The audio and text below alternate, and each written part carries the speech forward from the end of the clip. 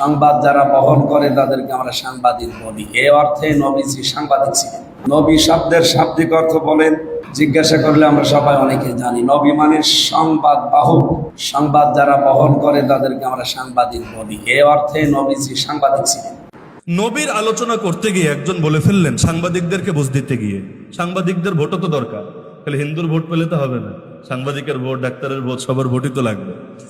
সাংবাদিকদেরকে বললেন যে নবী মানি হলো সংবাদ বাহক। কথা সত্য, নবী অর্থ হলো সংবাদ বাহক।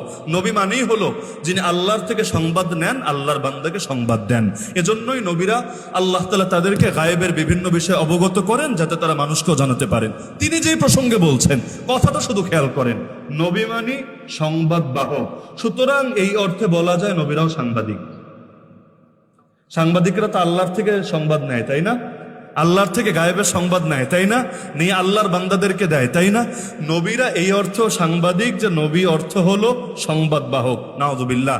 আমার শুধু মাথার মধ্যে এটাই চিন্তা হচ্ছে, দুদিন পর যদি এই কথা বলে রাসূল অর্থ বার্তাবাহক। আমার নবী শুধু নবী না, আমার নবী রাসূলও। আমার নবী রাসূল না, মুহাম্মাদুর রাসূলুল্লাহ বলি না? কালেমাই তো এটা, লা ইলাহা ইল্লাল্লাহ মুহাম্মাদুর নাকি মুহাম্মাদুন নবিয়ুল্লাহ। আমার নবী তো তিনি শুধু নবী না, তিনি রাসূলও। রাসূল অর্থ কি? বার্তাবাহক, যিনি মেসেজ নিয়ে যান, বার্তা নিয়ে যান।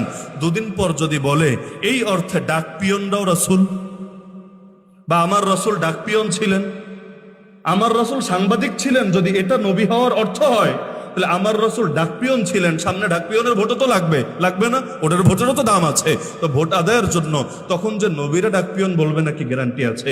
এই কথাগুলো একজন পাগল বললে আল্লাহ মাফ করে দিবে, যদি আসলে তার সিরা থাকে, চিকিৎসার দরকার থাকে। কিন্তু কোনো সুস্থ মানুষ যদি জেনে বুঝে বলে, তাহলে এর দ্বারা নবীর প্রতি অবজ্ঞা প্রকাশ পায় নাকি পায় না? কি পায় না? আরে পায় না। নবী রাসূল এগুলো দুনিয়ার কোনো মাকাম না আল্লাহর দেওয়া শান। নবী রাসূল দুনিয়ার কোনো মাকাম না আল্লাহর দেওয়া শান। আল্লাহর দেওয়া শান, এগুলোর কোনো দুনিয়ার ব্যাখ্যা হয়? দুনিয়ার কোনো কিছু দিয়ে এগুলো বোঝানো যায়? পুলিশের চাকরি, আর্মির চাকরি, ডাক্তারের চাকরি, কোনো কিছুর চাকরি। এজন্য জ্ঞানের ঘাটতি থাকলে ভালো করতে গেলেও খারাপ হয়ে যায়, ভালো করতে গেলেও খারাপ হয়ে যায়। নামাজ পড়তে গিয়ে অনেকে উল্টাপাল্টা করে ফেলতে পারে। 3 টাইম এমন আছে নামাজ পড়লে গুনাহ হবে, গুনাহ। জানেন 3টা টাইম এমন আছে নামাজ পড়লে গুনাহ হবে, কারণ এই 3 টাইমে নামাজকে নিষিদ্ধ করে দেওয়া হয়েছে। না জানলে আপনার ভুল হবে। ফজরে মসজিদে এসেছেন, সুন্নত পড়েছেন, বসে থাকেন, প্রয়োজনে জিকির করেন, তেলাওয়াত করেন, অন্য কিছু করেন। কিন্তু আপনি ভাবলেন ফরজ শুরু হতে টাইম আছে, আরো 2 রাকাত নফল পড়ি, সওয়াব হবে? সওয়াব হবে? নবীর হাদিসে স্পষ্ট নিষেধ আছে, স্পষ্ট নিষেধ আছে। ফরজের সুন্নত আর ফরজের মধ্যে অন্য কোনো নামাজ নাই। আল্লাহ রাসূলের হাদিসের মধ্যে এটাকে নাকচ করে দেওয়া হয়েছে। তাহলে ইলমে ঘাটতি থাকলে নামাজ পড়তে গেলেও ঝামেলা হতে পারে, রোজা রাখতে গেলেও ঝামেলা হতে পারে।